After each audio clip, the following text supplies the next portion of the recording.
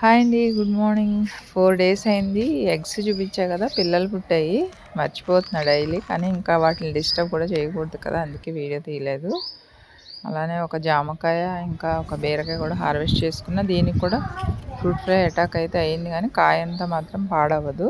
ఆ కొంచెం పీస్ పోతుంది. ఇక దొండపాదున్న నెట్‌కే బీరపాదు కూడా పెట్టినా. ఎందుకంటే ఎక్కువ పందిర్లేయడం కష్టమవుతుంది కాబట్టి. కొత్తిమీర సీడ్స్ వేసినప్పుడు పాలకూర సీడ్స్ కూడా పడినట్టున్నాయి. 2 చాలా బాగా వచ్చి వర్షాలు కొత్తిమీర అంతా పాడైపోయింది. ఇంకా నిన్న అన్నం వార్చిన గంజి ఉంటే మునగ మొక్కగా మంచిది కదా అని దాంట్లో 2 అరటిపళ్ళు కూడా వేసి బాగా ఫర్మెంట్ చేశాను. ఎందుకంటే మునగ చెట్టు అసలు పూత రావట్లేదు. సీడ్ ద్వారా పెట్టాను ఇది.